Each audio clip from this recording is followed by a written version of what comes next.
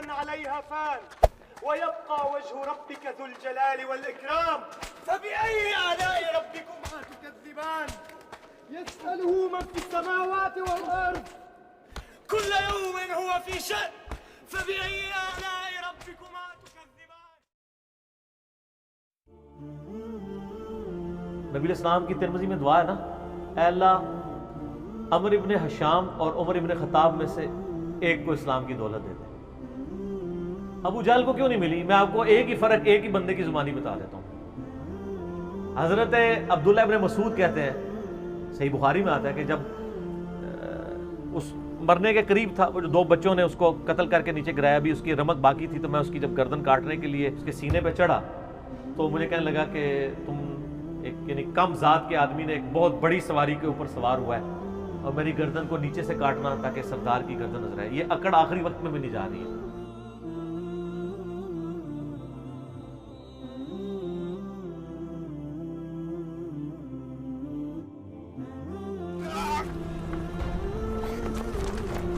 لقد ارتقيت مرتقا صعبا يا رويعي الغنم.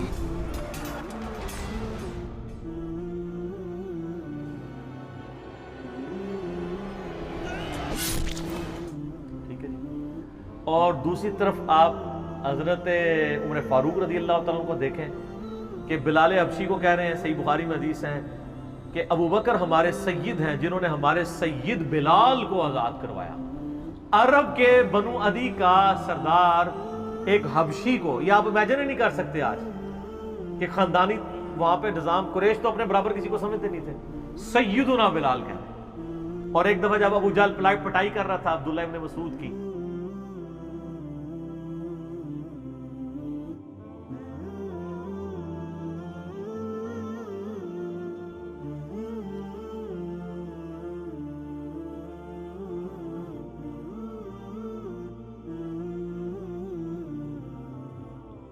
يبقى رويعي الغنم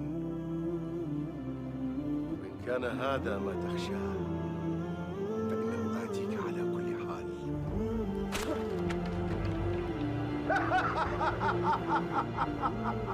تو وہ اب وہ نیچے گرے پڑے ہوئے ہیں. حضرت عمر وہاں سے گزر رہے ہوتے ہیں، ابھی اسلام نہیں قبول کیا. تو وہ ہاتھ پکڑ کے اسے اٹھاتے ہیں تو عبداللہ بن مسعود کی زبان سے نکل جاتا ہے کہ واللہ تم ان دونوں میں سے بہتر.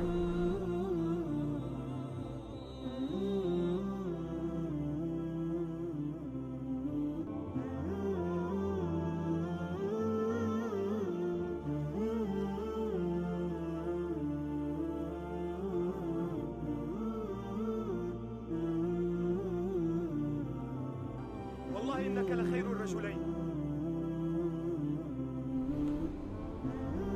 تو یعنی جو نبی علیہ السلام نے دو مانگے ہیں نا، ان میں سے تم بہتر ہو. یعنی عاجزی ہے، یعنی ہے کافروں کی پارٹی میں اور میرے ساتھ بھی اس نے سلوک کر رہے تھے اور وہی ہوا، اللہ تعالیٰ نے قبول کر لیا. علقمہ تابعی کہتے ہیں کہ میں کوفے سے سفر کر کے شام گیا، اور شام میں اس لیے گیا کہ وہاں پہ کچھ اصحاب رسول سے ملاقات کروں، خود تابعی تھے. تو کہتے ہیں میں مسجد میں گیا، صحیح بخاری کے الفاظ ہیں، کہتے ہیں میں نے مسجد میں 2 رکعتیں ادا کی اور اس کے بعد اللہ سے دعا کی کہ اللہ اپنے کسی نیک بندے سے میری ملاقات کروا دے. تو کہتے ہیں جیسے ہی میں دعا سے فارغ ہوا تو میں نے دیکھا کہ ایک شخصیت مسجد میں داخل ہوئی ہے، بڑی وجاہت والی. میں نے لوگوں سے پوچھا یہ کون ہے؟ تو بتایا گیا یہ ابو درداء ہیں رضی اللہ تعالیٰ، اصحاب صفہ میں سے، درویش ترین صحابہ میں سے. 2 نبی الاسلام کے صحابہ بڑے لاڈلے اور درویش اصحاب تھے، ابو درداء اور ابن مسعود رضی اللہ عنہما وعلیہم السلام. اسی لیے دیکھیں سیدنا عمر نے جب رومن امپائر گری ہے نا تو وہاں کا چیف جسٹس لگایا ہے ابو درداء کو، اور پرشین امپائر جب گری تو اس کا چیف جسٹس لگایا ابن مسعود کو. تو انہوں نے کہا حضرت میں نے تو ابھی بھی اللہ سے دعا کی تھی کہ کسی نیک بندے سے ملاقات ہو، میری دعا قبول ہو گئی، ابو درداء سے میری ملاقات ہو رہی ہے. ابو درداء رضی اللہ تعالیٰ نے فرمایا کدھر سے آئے ہو؟ کہا میں کوفہ سے. صحیح بخاری کے الفاظ ہیں، سیدنا ابو درداء کہتے ہیں کہ یار وہ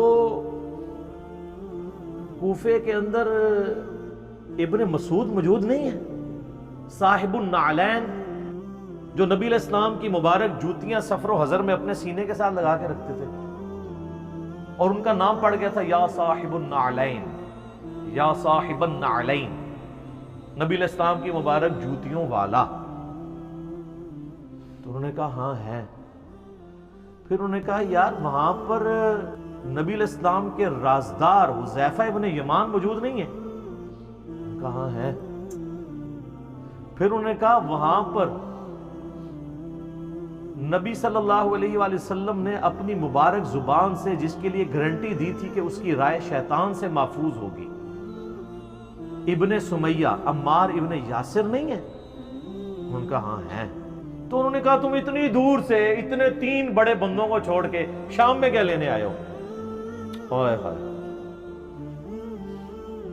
تو یہ امام بخاری نے ان 3 اصحاب کی فضیلت پہ جو چیپٹر باندھا ہے نا، تو یہ حدیث لی ہے۔ ابو درداء جن کی تعریف کر رہے ہیں کہ نبی علیہ السلام کے سفر و حضر میں جوتیاں اٹھانے والے صاحب النعلین ابن مسعود، اور بخاری میں یہ بھی حدیث موجود ہے کہ نبی علیہ السلام کی سنت پہ سب سے زیادہ عمل کرنے والے جو صحابی تھے نا، وہ ابن مسعود تھے رضی اللہ تعالیٰ عنہ۔ صحابہ میں یہ چیز ایگریڈ تھی، اور بخاری مسلم میں حدیث ہے 4 بندوں سے قرآن سیکھو، ان میں سے ایک ابن مسعود ہے۔ اور بخاری میں حدیث ہے ابن مسعود کہتے ہیں اگر میں جانتا ہوتا مجھ سے زیادہ کوئی قرآن جانتا ہے نا، میں اونٹوں کے جگر جلا کے سفر کرتا اور اس سے جا کے قرآن سیکھتا۔ میں نے 80 صورتیں نبی علیہ السلام کے پیچھے نماز میں کھڑے ہو کے یاد کی ہیں، ڈائریکٹ آپ علیہ السلام کی تلاوت سن کے۔ اچھا یہ کوئی تکبرانہ ان کے الفاظ نہیں تھے، ان کو یہ تھا کہ یار میں نے ایفرٹ پٹ کی ہے اس کام کے لیے۔ آج کل یوٹیوب پہ کلپ آتا تو ان کہنا ہے میں کرتا ہے۔ میری باتوں سے کئی لوگوں کو جواب مل گیا ہوگا، سر جس نے ایفرٹ پٹ کیا بتانا چاہتا ہے، اور اس سے آپ سے کوئی اجر نہیں مانگتا، چندہ نہیں مانگتا، کھال نہیں مانگتا قربانی کی، نہ آپ کی کھال مانگتا ہے۔ هذا ما خشينا عليك، ما كان أعداء الله أهون علي منهم الآن، ولئن شئتم لأغادينهم بمثل. لا لا لا حسبك حسبك.